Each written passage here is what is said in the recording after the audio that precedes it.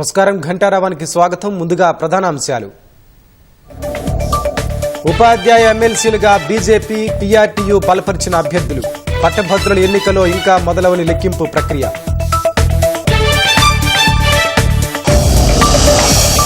$317 జీవోకు వ్యతిరేకంగా తమ పోరాటాన్ని గుర్తించారన్న బండి సంజయ్. కాంగ్రెస్, బీఆర్ఎస్ కుట్రలను ఛేదించి విజయాన్ని అందించారని వ్యాఖ్య. ఇవాల్టి నుంచి పార్టీ పనితీరుపై మీనాక్షి, నటరాజన్ సమీక్షలు. తొలి రోజు మెదక్, మల్కాజ్గిరి లోక్సభ నియోజకవర్గాలపై కసరత్తు. ఖమ్మం జిల్లాలో నాగార్జున సాగర్ ఆయకట్టుకు గోదావరి నీళ్లు. రాజీవ్ లింకు కాలువ ద్వారా వైరా జలాశయంలోకి ఎత్తిపోతలు.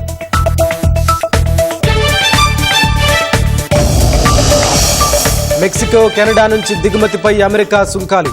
నేటి నుంచి అమలు. చైనాపై మరో 10% బాధలు.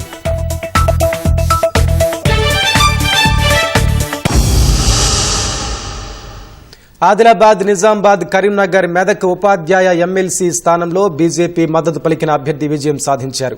ఆ పార్టీ బలపరిచిన మల్క కొమరయ్య తొలి ప్రాధాన్యత ఓట్లతో టీచర్ ఎమ్మెల్సీగా గెలుపొందారు. బీజేపీ పోరాటాన్ని ఉపాధ్యాయులు గుర్తించి ఆదరించారని కేంద్ర మంత్రి బండి సంజయ్ అన్నారు. ఈ గెలుపు బీఆర్ఎస్, కాంగ్రెస్ పార్టీలకు గుణపాఠం లాంటిదన్నారు. ఉమ్మడి కరీంనగర్, ఆదిలాబాద్, నిజామాబాద్, మెదక్ ఉపాధ్యాయ ఎమ్మెల్సీ స్థానంలో బీజేపీ బలపరిచిన అభ్యర్థి విజయం సాధించారు. ఆ పార్టీ మద్దతు పలికిన మల్క కొమరయ్య 12,959 ఓట్లతో విజయకేతనం ఎగరవేశారు. 15 మంది అభ్యర్థులు పోటీపడగా తొలి ప్రాధాన్యత ఓట్లతోనే కొమరయ్య విజయం సాధించారు. నిన్న ఉదయం 8 గంటలకు ప్రారంభమైన లెక్కింపు ప్రక్రియ దాదాపు రాత్రి 9 గంటల వరకు కొనసాగింది. మొత్తం 25,041 ఓట్లు పోలవగా 24,144 ఓట్లు చెల్లుబాటయ్యాయి. మరో 897 ఓట్లు చెల్లుబాటు కాలేదు. పోలైన ఓట్లలో 50% మించి అంటే 12,074 ఓట్లు కావాల్సి ఉండగా మల్క కొమరయ్యకు 12,959 ఓట్లు సమకూరగా విజయం వరించింది. ఆయన ప్రత్యర్థి పీఆర్టీయూ బలపర్చిన వంగ మహేందర్ రెడ్డి 7,182 ఓట్లతో రెండో స్థానంలో నిలిచారు. సిట్టింగ్ ఎమ్మెల్సీ కూర రఘోత్తమరెడ్డి 428 ఓట్లతో సరిపెట్టుకోవాల్సి వచ్చింది. ఎన్నికల రిటర్నింగ్ అధికారి కలెక్టర్ పమేలా సత్పతి కొమరయ్య గెలుపును అధికారికంగా ప్రకటిస్తూ ధ్రువపత్రాన్ని అందజేశారు.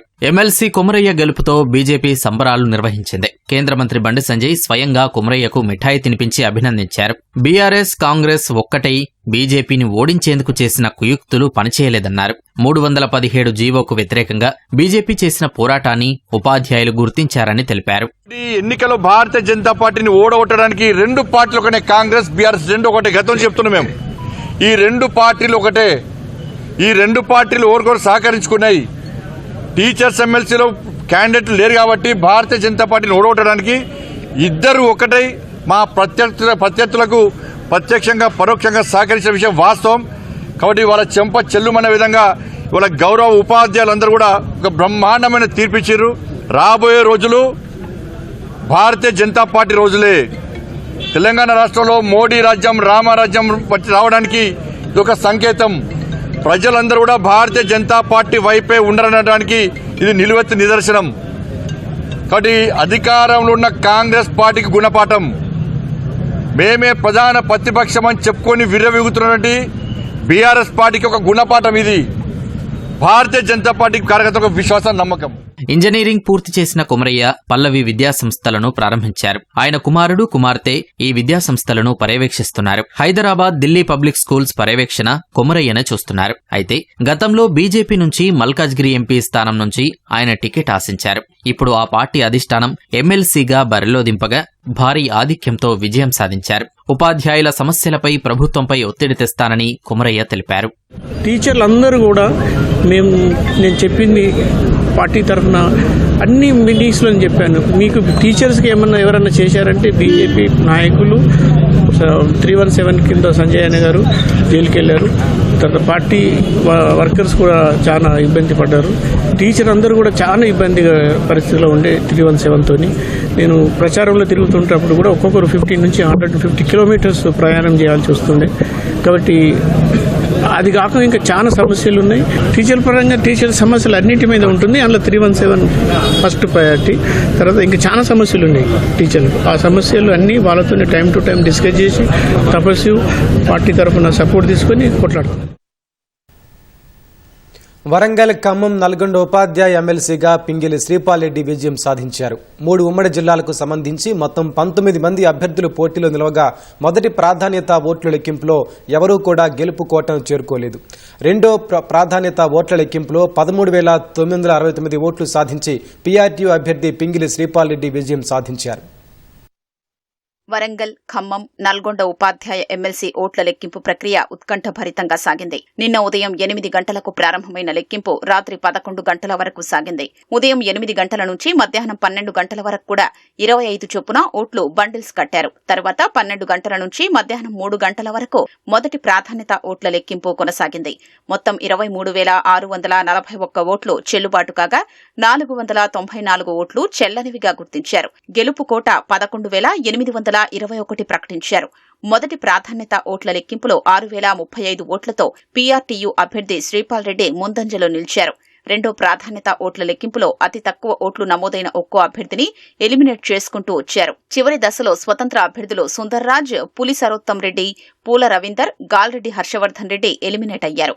రెండో ఆధిక్యంలో కొనసాగిన అలుగుబెల్లి నర్సిరెడ్డి ఓటమిని అంగీకరిస్తూ కౌంటింగ్ కేంద్రం నుంచి వెళ్లిపోయారు.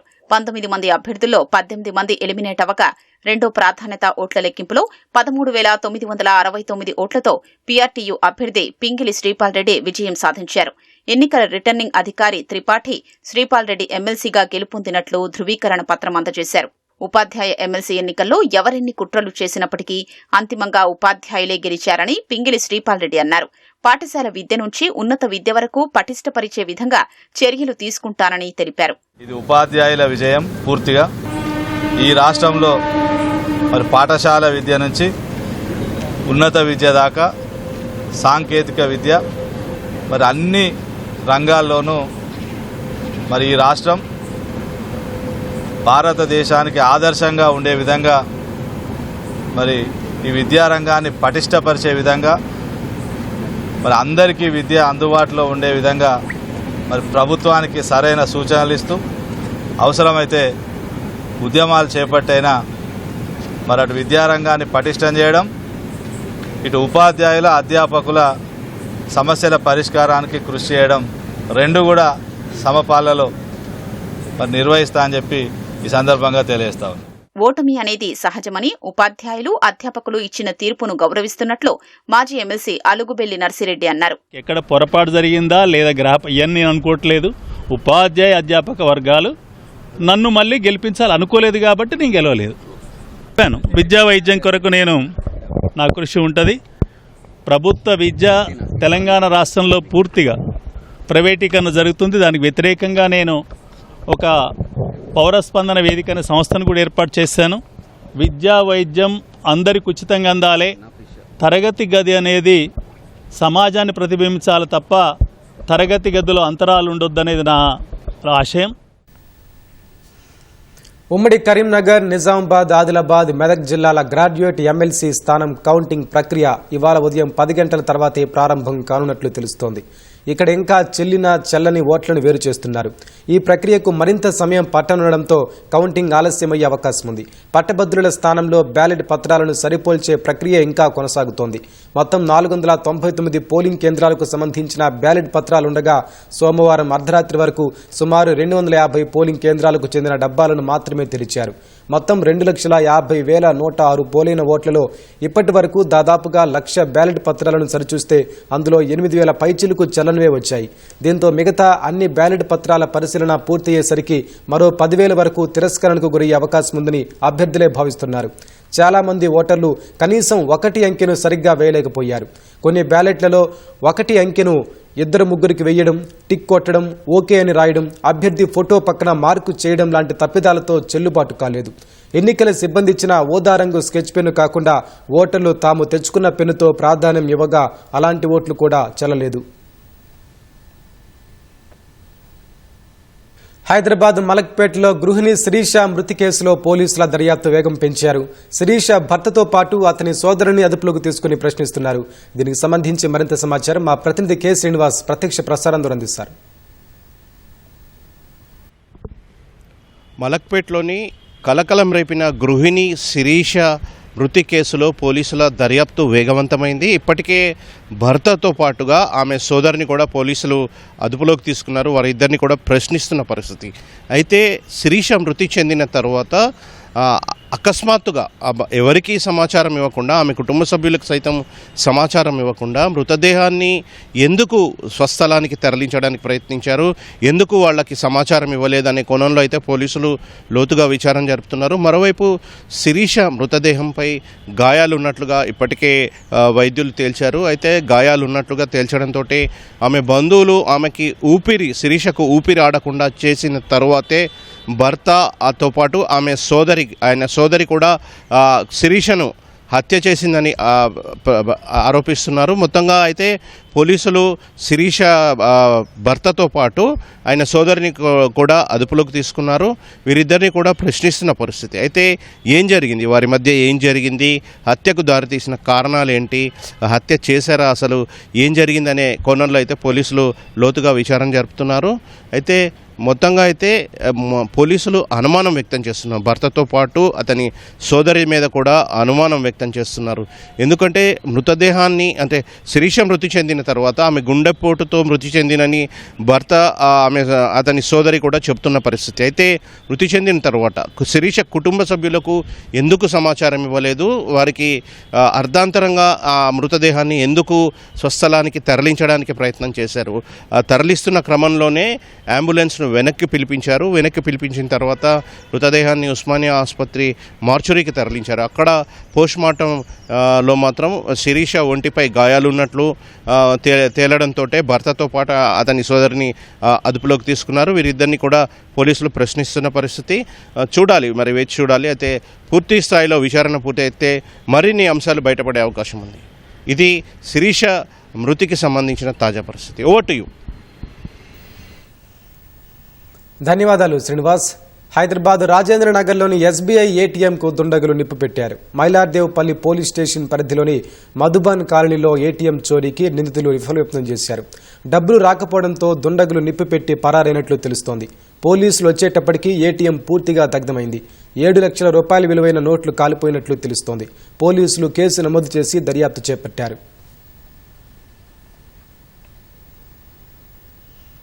ఉమ్మడి కరీంనగర్, నిజామాబాద్, ఆదిలాబాద్, మెదక్ ఉపాధ్యాయ నియోజకవర్గ ఎమ్మెల్సీ అభ్యర్థిగా మల్క కొమరయ్య గెలుపుతో బీజేపీ శ్రేణులు సంబరాలు చేసుకున్నాయి. మంచిర్యాల జిల్లా మందమరిలో మిఠాయిలు పంచుకున్నారు. మార్కెట్ సెంటర్లో టపాసులు కాలుస్తూ ఆనందంతో నృత్యాలు చేశారు. విజయం సాధించిన అభ్యర్థి మల్క కొమరయ్యకు శుభాకాంక్షలు తెలిపారు.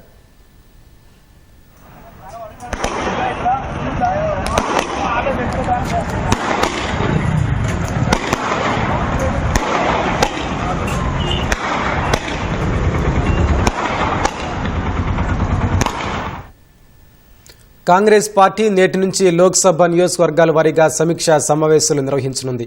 గాంధీ భవన్లో తొలి రోజు మెదక్, మల్కాజ్గిరి లోక్సభ నియోజకవర్గాలపై సమీక్షా సమావేశాలు జరగనున్నాయి.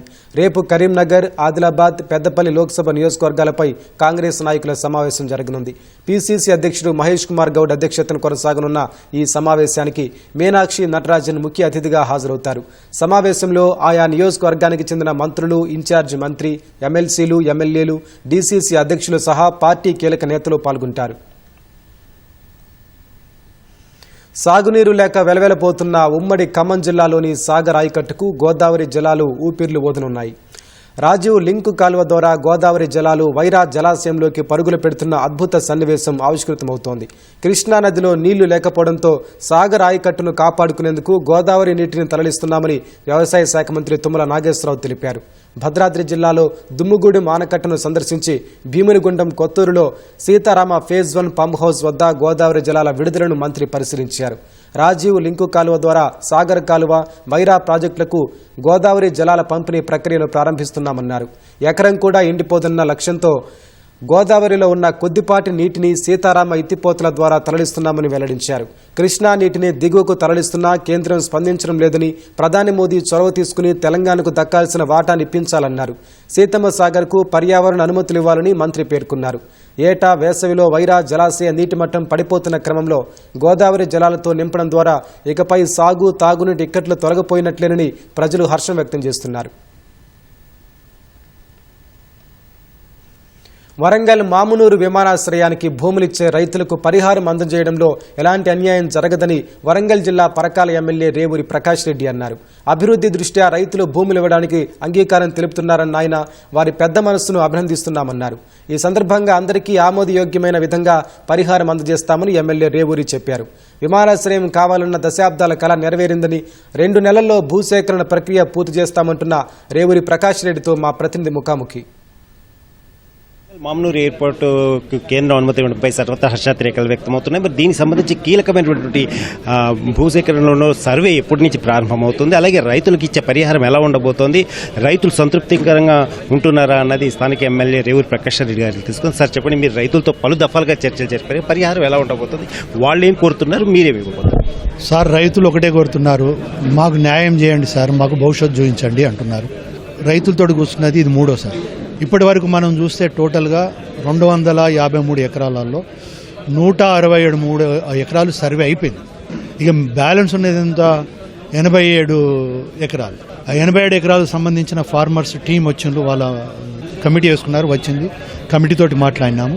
క్లియర్గా మీకు ఈ ప్రభుత్వం అన్యాయం చేయదు. 2 పద్ధతులు ఉన్నాయి. ఒకటి విత్ కాన్సెంట్, వారి యొక్క నిర్ణయం మేరకు వారితోటి మేము ముందుకు పోతాం. రెండోది జనరల్ అవార్డు. జనరల్ అవార్డు అనేది రైతు హక్కు ఉన్నది. అందునుంచి మీరు కాన్సెంట్గా రండి, మీకు నమ్మకం ఊరితేనే మీకు న్యాయం అనిపిస్తే దాని మీద నిలబడదాం, లేదు అంటే మీకు జనరల్ అవార్డు ఇస్తాం, మీరు కొట్టుకుపడ్డి, అది మీకున్న రైట్. కానీ డెవలప్మెంట్ని ఆపడానికి మనకు లేదు అన్నప్పుడు 95% of farmers they accepted consent గురించి. కాన్సెంట్ అయిపోయిన తర్వాత ఫస్ట్ రౌండ్ రేటు నిర్ణయం అవుతుంది. అది కూడా ఏంటంటే కమతం వారిగా, దాని నేచర్ ఆఫ్ కమతం, ఆ ల్యాండ్ దాని ప్రకారం రేట్ ఉంటుంది. యూనిఫామ్ రేట్ ఇప్పుడు ఉండదు. It is not in my hand, not even collector hand, until unless మన సర్వే కంప్లీట్ అయిన తర్వాత, ల్యాండ్ యొక్క నేచర్ తెలిసిన తర్వాత ఒక ఫార్మర్కి ఇంకో ఫార్మర్ కూడా రేట్ డిఫరెన్సెస్ వస్తుంటాయి. రోడ్ పక్కకున్న ఫార్మర్కి ఒక రేట్ వస్తుంది, రోడ్డుకు దూరం ఉన్న ఫార్మర్కి ఇంకో రేట్ వస్తుంది. అందునుంచి సర్వే ఇస్ ఫస్ట్ అని చెప్పన్నా. Farmers are accepted. రేపు మార్నింగ్ సర్వే అవుతున్నది. అదేవిధంగా ఫస్ట్ రౌండ్ అయిన తర్వాత సెకండ్ రౌండ్ మళ్ళీ నెగోషియేషన్స్ ఉంటాయి కలెక్టర్ దగ్గర. సెకండ్ రౌండ్ కూడా వాళ్ళు సాటిస్ఫై కాకుంటే థర్డ్గా ప్రజాప్రతినిధిగా నేను ఉన్నాను, వాళ్ళతో మాట్లాడతాను. అవసరం అనుకుంటే మళ్ళీ గౌరవ ముఖ్యమంత్రి గారి దృష్టికి పోతాము. ఫైనల్గా ఒక 95% ఆఫ్ ఫార్మర్స్ ఆర్ యాక్సెప్టెడ్. ఇప్పటికల్లా ఈ సర్వే పూర్తవుతుంది, అలాగే పరిహారం అనేది 10th లోపల అయిపోవాలండి, అంటే before 9th. Land acquisition amount pay చేయడము, అమౌంట్ కూడా ఇమీడియట్లీ పే చేయడం, ల్యాండ్ టేక్ ఓవర్ చేయడం అనేది April 30th లోపల అయిపోతుంది. రైతులకు సంతృప్తికరంగానే మీరు తీసుకుంటారు సార్. సంతృప్తి అనే దానికి లిమిట్ లేదండి. ప్రాక్టికాలిటీ, రియాలిటీ, డెవలప్మెంట్కు సహకరించాలి. 95% of farmers are they are ready to support the development. అంటే ఇక్కడ మనం రైతులకు రుణపడి ఉంటానమ్మా. రైతుకి న్యాయము అంటే వాస్తవంగా ఏ గవర్నమెంట్ కూడా న్యాయం చేయలేదు. ఎందుకంటే తాతల ముత్తాతల నుండి వచ్చిన ల్యాండ్ అండి ఇది. దాన్ని వదిలిపెట్టుకొని పోవాలంటే నువ్వు నిలవెత్తు బంగారం ఇచ్చి న్యాయమా అంటే న్యాయం కాదే అంటది. కానీ ఇక్కడ డెవలప్మెంటు, పబ్లిక్ ఇంట్రెస్ట్ను చూసుకుని ఫార్మర్స్ పెద్ద మనసుతోటి ముందుకు వచ్చారండి. I appreciate them. నేను వాళ్ళందరికీ సల్యూట్ చేస్తున్నాను. నిజంగా రైతులకు నేను పాదాభివందనం చేస్తున్నాను. వాళ్ళ 95% ఆఫ్ ఫార్మర్స్ మీ మీద నమ్మకం ఉన్నది సార్, రేవంత్ రెడ్డి గారి మీద నమ్మకం ఉంది, గవర్నమెంట్ మీద నమ్మకం ఉన్నది, మీరు సర్వే రేపటి నుండి స్టార్ట్ చేసుకోమన్నారు. That is the credit of the farmers. రెండోది వాళ్ళు బీజేపీలో వచ్చి మేము చేసినా అసలు మీరెవరండి? మీరు నిమిత్త మాత్రం, నేను కూడా నిమిత్త మాత్రం. ఇక్కడ పబ్లిక్ డిమాండ్ను ఈరోజు ఈ గవర్నమెంట్ నెరవేర్చింది. So public the credit will goes to the public. ఇవాళ పార్టీలకు వచ్చిన ఆలోచన కాదు ఇది. 2000 సంవత్సరం కన్నా ముందు నుండి మీ అందరికీ తెలుసు 95-2000 మధ్యన ఈ పబ్లిక్ నుండి డిమాండ్ డెవలప్ అయింది. ఆ డిమాండ్ను 2004 ఎన్నికల దగ్గర నుండి కూడా మీరు చూస్తే ప్రతి ఒక్క పొలిటికల్ పార్టీ యూజ్ చేసుకున్నది. 2004 నుండి ఇవాళ 2024 వరకు ఉన్నాం అంటే బిట్వీన్ 20 years ఇష్యూ నాంతో వచ్చినాయి. 20 yearsలో అంతకుముందు కాంగ్రెస్ గవర్నమెంట్ ఉన్నది, టీడీపీ గవర్నమెంట్ ఉన్నది, 2004 కన్నా ముందు టీడీపీ గవర్నమెంట్ కూడా ఉన్నది, బీఆర్ఎస్ గవర్నమెంట్ ఉన్నది, కేంద్రంలో ఉన్నది. అయిందా అంటే ఇక్కడ ఒకటే ఫండమెంటల్గా ఫస్ట్ దానికి హడ్డీల్స్ ఏముండే, జిఎంఆర్ తోటి ఏదైతే ఎంఓయూ చేసుకున్నామో 150 కిలోమీటర్ల పరిధిలో రావద్దు. అసలు అంటిల్ అన్లెస్ దాన్ని రిజాల్వ్ చెయ్యండి. అసలు నీకు సర్వే లేదు, ఏమీ లేదు, అన్ని ఉచ్చి మాట్లాడిండ్రు. కానీ ఇవాళ మేము చెప్తున్నాం కదా, October 23వ తారీఖు నాడు వాళ్ళ బోర్డు మీటింగ్లో ఎన్ఓసి వచ్చిన తర్వాత November 17వ తారీఖు గవర్నమెంట్ జీవో ఇచ్చింది. ల్యాండ్ ఎక్విజిషన్ గురించి 205 కోట్లు రిలీజ్ చేసింది. మేం చేసినామనే ప్రశ్న ఎక్కడ ఉత్పన్నమవుతుందండి? రెండోది సెంట్రల్ గవర్నమెంట్ అనేది ఫెడరల్ గవర్నమెంట్లో ఉన్నాం, మనం ఫెడరల్ సిస్టంలో ఉన్నాం, ఫెడరల్ సిస్టంలో ఉన్నాం. పార్టీ సిద్ధాంతాలు వేరు, బీజేపీది వేరు, బీజేపీతో ఆర్ఎస్ఎస్ సిద్ధాంతం, మాదేమో బడుగు బలహీన వర్గాల సిద్ధాంతం, మాదేమో ఫెడరల్ సిద్ధాంతం, వాళ్ళదేమో కమాండ్ సిస్టమ్. డెమోక్రసీ అనేది బీజేపీ దగ్గర లేదు, మీరు కావాలని చూడండి. బట్ ఈవెన్ దో మాది డెవలప్మెంట్ సిద్ధాంతం. ఈవెన్ దో మా గౌరవ ముఖ్యమంత్రి గారు ఎన్నిసార్లు పెట్టండి, ఎక్కని గడపలేదు, దిగని గడపలేదు, భేషజాలకు పోవడం లేదు. సిద్ధాంతపరంగా విమర్శిస్తున్నాం, డెఫినెట్గా విమర్శిస్తాం, అది మా బాధ్యత. మేము తెలంగాణ ప్రజల తరఫున పోరాటం చేస్తాం, మిమ్మల్ని బతిలాడైనా సాధించుకుంటాం, భయపెట్టైనా సాధించుకుంటాం. అది ముఖ్యం. రేవంత్ రెడ్డి గారి యొక్క గొప్పతనాన్ని, మా కేబినెట్ సహచరుల యొక్క గొప్పతనాన్ని గుర్తించకుండా డైవర్ట్ చేస్తున్నారు. తప్పండి అది. ఎవ్రీ మంత్ డ్రాఫ్ట్ ఏ ప్రోగ్రామ్, ఒక బ్లూ ప్రింట్ డెవలప్ చేసుకున్నాం. దీని ప్రకారం పోతాం. 6 నెలల్లో ఏం చేయాలి, 1 మంత్లో ఏం చేయాలి, 15 డేస్లో ఏం చేయాలి. ఫస్ట్ మా ప్రియారిటీ ఇమ్మీడియట్లీ స్మాలర్ ఫ్లైట్స్ రావాలి. 1 ఇయర్ దాటక ముందే 320 ఎయిర్ బస్ 320 కూడా రావాలనేది మా ప్రయత్నం. లెట్స్ చూద్దాం. ఇప్పుడు మీ అందరి నుంచి అన్న ఒక టార్గెట్ పెట్టుకొని పనిచేస్తున్నాం. ధన్యవాదాలండి. కొత్త సర్వే ఉందో మామనూరు ఎయిర్పోర్ట్ సంబంధించినటువంటి భూసేకరణ సర్వే రేపటి నుంచి మొదలవుతుందని, ఖచ్చితంగా ఒక 4-5 రోజుల్లోనూ ఇది పూర్తి చేస్తామని చెప్పేసి రేవూరి ప్రకాష్ రెడ్డి చెబుతున్నారు. అలాగే రైతులకు సంతృప్తికరమైన రీతిలో పరిహారం అందజేస్తామని చెప్పి ఆయన అంటున్నారు. కెమెరామెన్ ఇస్మాయిల్తో రవిచంద్ర, ఈటీవీ న్యూస్, హన్మకొండ. రాష్ట్రంలో యాసంగి పంట సాగుకు సరిపోయే నీరు అందించాలని జిల్లా కలెక్టర్లను సీఎస్ శాంతికుమారి ఆదేశించారు. యాసంగి పంటలకు నీటి నిర్వహణ సమర్థవంతంగా జరిగేలా కలెక్టర్లు అప్రమత్తంగా ఉండాలన్నారు. గతేడాదితో పోలిస్తే సాగు విస్తీర్ణం పెరిగినప్పటికీ జలాశయాల్లో నీటి లభ్యత బాగుందని సీఎస్ అన్నారు. విద్యుత్, నీటి సరఫరాను జాగ్రత్తగా సమన్వయం చేయాలని ఆమె తెలిపారు. జిల్లాలో స్థానిక సమస్యలను గుర్తించి వాటిని పరిష్కరించేందుకు మండల స్థాయి బృందాలను ఏర్పాటు చేయాలని, క్షేత్రస్థాయిలో సమర్థవంతమైన నిర్వహణ ఉండేలా కలెక్టర్లు పర్యవేక్షించాలన్నారు. రాష్ట్రంలో నీటి నిల్వలు, విద్యుత్ తగినంత ఉన్నాయని రైతులకు అవగాహన కల్పించాలని ఆమె సూచించారు. జిల్లా కలెక్టర్లతో సీఎస్ వీడియో కాన్ఫరెన్స్ నిర్వహించి యాసంగి సీజన్ పంట సాగు, రెసిడెన్షియల్ పాఠశాలల పనితీరు, సింగిల్ యూజ్డ్ ప్లాస్టిక్ నిర్మూలనకు చేపట్టిన కార్యక్రమాలపై సమీక్షించారు. సంక్షేమ హాస్టళ్లను సీనియర్ అధికారులు సందర్శించిన తర్వాత భోజన, ఇతర మౌలిక సదుపాయాలు మెరుగుపడ్డాయని కలెక్టర్లను సీఎస్ అభినందించారు. విద్యార్థులకు మెరుగైన సదుపాయాలను కల్పించేందుకు ఉత్తమ పద్ధతులను ఎంచుకోవాలన్నారు.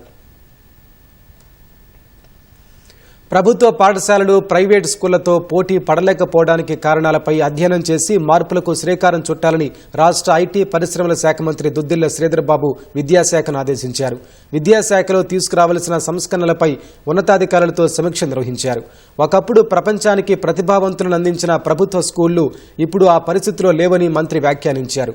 గుజరాత్ నుంచి ఏటా 30 నుంచి 40 మంది ప్రభుత్వ ఉపాధ్యాయులు సింగపూర్కెళ్లి ఉన్నత శిక్షణ పొందుతున్నారని, ఆ తరహా ప్రయత్నం తెలంగాణలో కూడా జరగాలన్నారు. ఫిన్లాండ్, ఫ్రాన్స్, యూకేలోని విద్యా ప్రమాణాలపై అధ్యయనం చేసి రాష్ట్రంలో కూడా ఆ స్థాయి విద్యను ప్రవేశపెట్టాలన్నారు. ఉపాధ్యాయులను విదేశాలకు పంపించి నైపుణ్యాలను పెంచేందుకు ప్రభుత్వం సిద్ధంగా ఉందని, దానికి సంబంధించిన విధి విధానాలు సిద్ధం చేయాలని శ్రీధర్బాబు ఉన్నతాధికారులను ఆదేశించారు. మెక్సికో, కెనడా దేశాల దిగుమతులపై 25% సుంకాలు నేటి నుంచి అమలు చేస్తామని అమెరికా అధ్యక్షుడు డొనాల్డ్ ట్రంప్ ప్రకటించారు. అమెరికాలో ఫెంటానిల్ డ్రగ్స్ అక్రమ రవాణాను అడ్డుకునేందుకే ఈ 2 దేశాలపై అధిక సుంకాలు విధించినట్లు స్పష్టం చేశారు. అమెరికాకు రాయితీలు ఇస్తామని మెక్సికో, కెనడా దేశాలు హామీ ఇవ్వగా ట్రంప్ వాటిపై సుంకాల విధింపును 1 నెల రోజులు ఆలస్యం చేశారు. కానీ తాజాగా ఇరు దేశాల దిగుమతులపై 25% సుంకాలు విధించారు. కొత్త సుంకాలను తప్పించుకునేందుకు కెనడా, మెక్సికోకు ఎలాంటి అవకాశం లేదని ట్రంప్ పేర్కొన్నారు. మరోవైపు ఇప్పటికే చైనా దిగుమతులపై 10% సుంకాలు విధించిన ట్రంప్ అదనంగా 10% సుంకాన్ని విధిస్తున్నట్లు తెలిపారు. అమెరికా అధ్యక్షుడి ప్రకటనతో ఆ దేశ స్టాక్ మార్కెట్ భారీ నష్టాలు చవిచూసింది.